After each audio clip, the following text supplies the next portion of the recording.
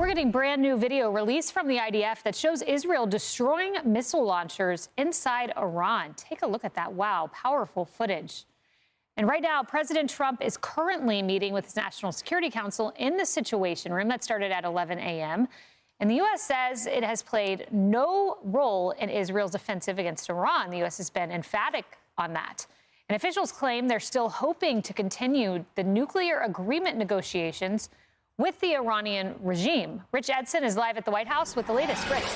Well, before that National Security Council meeting this morning, the president has been online. He's been trying to push the Iranians to reach an agreement to dismantle their nuclear program so they can avoid attacks like this. The president posted, quote, 2 months ago, I gave Iran a 60-day ultimatum to make a deal.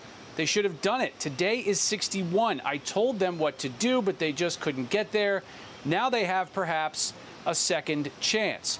The president told Bret Baier that he was aware of these Israeli strikes ahead of time, but the administration is denying that the U.S. participated. Secretary of State, also the National Security Advisor, Marco Rubio, wrote in a statement, quote, Israel took unilateral action against Iran. We are not involved in strikes against Iran. Let me be clear. Iran should not target U.S. interests or personnel. Monday, the president spoke with Israeli Prime Minister Benjamin Netanyahu. A few days later, the U.S. started moving American staff and families out of the region. Trump had said he wanted Israel to hold off on an attack to allow for negotiations.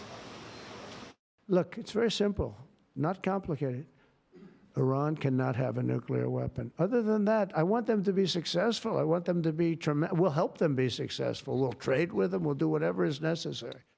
Earlier this week, the president said Iran had become much more aggressive in its nuclear negotiations. Iranian officials have insisted that any agreement allow for them to still enrich uranium on their territory. White House envoy Steve Witkoff was scheduled to meet again this weekend for a sixth round of negotiations with Iranian officials to discuss their nuclear program. After these attacks, Iranian state media is reporting that Iran is withdrawing from talks until further notice. We asked if Iranian officials have communicated that to the United States, if Iran has said to the U.S., hey, we're withholding on these talks, we're not going to join them anymore. A U.S. official responded only that we, quote, hope to have talks. Back to you. All right, Rich, well, keep us updated. Thank you. Will do. So I want us to follow this closely. I want to play what the president said yesterday and then juxtapose it against some of the reporting that's coming out. This is what President Trump said during our hour just yesterday. As the Israelis apparently gear up for some kind of an attack, a possible attack on Iran, are you trying to talk Netanyahu out of doing that, or are you so against Iran having a nuclear weapon that you're okay, he does his thing because it is not an American war? Yeah, it's a very fair question. Look, I want to have an agreement with Iran. We're fairly close to an agreement. We are fairly close to a pretty good agreement. It's got to be better than pretty good, though, but it's got to be, I'd much prefer an agreement. As long as I think there is an agreement, I don't want them going in because I think that would blow it. Might help it, actually, but it also could blow it. So President Trump saying he did not want Israel to do this.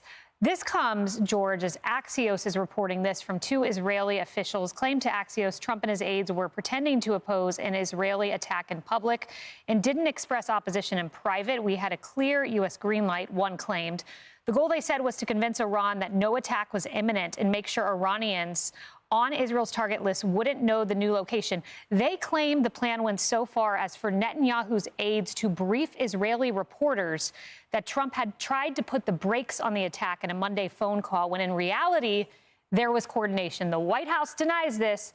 That's the reporting. So the question is, was there the 4D chess going on? Yeah, I mean, again, a lot of this is going to play out. We'll find out ultimately the truth, what the president knew, how he acted upon that information, but the bottom line is that he's still offering a diplomatic off-ramp for this not to be ratcheted up to the next level. And his policy is very clear that he does not want to commit U.S. troops and have another ground war at this stage. Are we allies with Israel? Absolutely. Do we support their defense infrastructure we have historically? Are we aligned against Iran? Absolutely. Will there be collaboration potentially from an intelligence standpoint? I suspect that there is. Because we all anticipate that there will be an Iranian kinetic response in the short order. So I focus less on these kind of details initially, because historically the Israelis have advised the U.S. and our intelligence agencies that there is a forthcoming attack. But even if he did make the argument that we shouldn't, or Israelis should not have done it, do we really think that Prime Minister Netanyahu would have said, okay, well, I'm not going to do this. The Iranians are only 3 days away from highly enriched uranium and being able to arm a missile directed at the Israelis and potentially exterminating their nation. You know, they've got to act in a way that's in their self-interest. And I think that's where the consensus is in the Congress, certainly in the White House, to make sure that Israel can defend itself in this time of peril. Harris, Barack Ravid of Axios says he just spoke with President Trump. The details are coming out on that call. He said Trump said a big day yesterday, and he noted that Israel used, quote, great American equipment during the attack. No doubt true. Yeah, and Jillian, you and I were talking about that off camera a few minutes ago during the commercial break. Like, what would the connective tissue actually look like? We work symbiotically on a lot of the intelligence, so I can't imagine that we wouldn't have some sort of regard for a shared resource or a shared intelligence for this operation. Just how deep it went, I have all confidence that if anybody's going to tell us, it's going to be President Trump. He's the most transparent president we've ever seen. I mean, you've got such access to him from the media.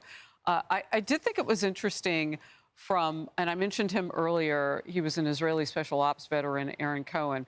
He said that, look, would you rather have a situation where you're playing around with an Iranian country that is nuclear, has nuclear power and decries death to America on a daily basis, all hours, 24/7. They hate you and they hate Israel.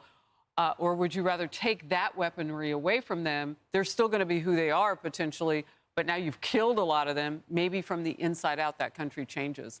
And maybe we'll see that. I mean, you're already seeing, people push against this government before this. I don't know how long it will take for Iranians to say enough is enough with the mullahs and all of it. So maybe this is an opening for that, too. I'm optimistic.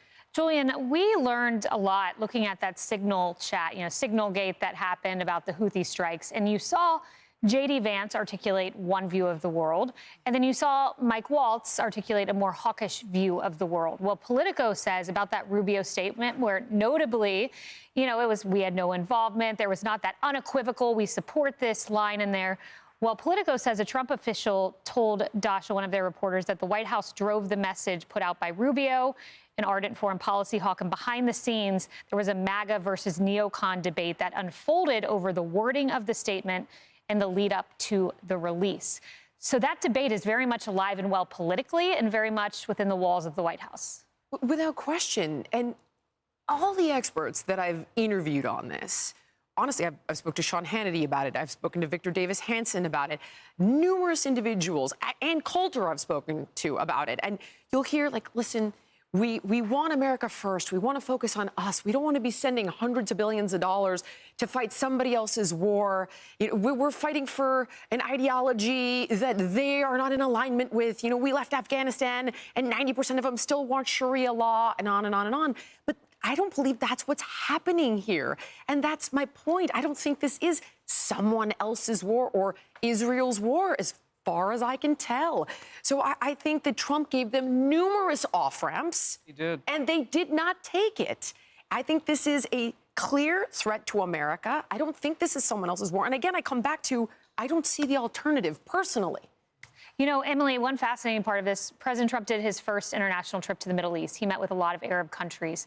And what we've noticed is there's been a lot of silence from other Arab countries. No one's rushing to Iran's defense. In fact, Jordan opened its airspace reportedly to Israel. Not only that, you had for the first time, at least I recall, Lebanon's government telling Hezbollah to stand down.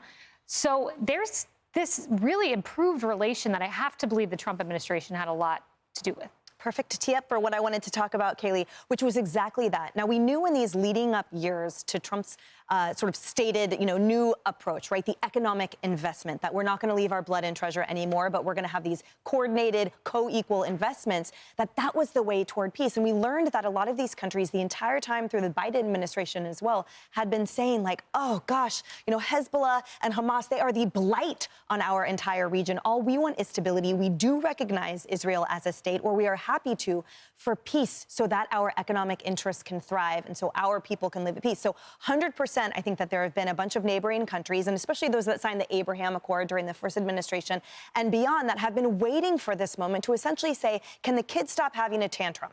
And I say that obviously with full respect to all the lives that have been lost at the hands of these horrific terror organizations as proxies for the Islamic regime. So I say, though, too, that as we talk about, is it good cop, bad cop? How deep does the level of coordination go between Israel and the United States, other than being our #1 and top ally? I think what we will discover and find out is that if Iran indeed takes one of those off-ramps, then we will learn whether Israel indeed then gets off the gas pedal. Right? And if they do, then we know that this is a coordinated and a symbiotic, equally yoked attack. But if not, if they're like, we don't care what's happening, we're still going for it, then that might reveal a level of either friction or different perspectives going into this. Yeah, and the Israeli ambassador this morning told Bill and Dana, hey, I'd be open to being part of those negotiations and talking about it. So interesting, kind of leaning into the Trump strategy there. All right. Hey, everyone, I'm Emily Campagno. Catch me and my co-hosts Harris Faulkner and Kaylee McEnany on Outnumbered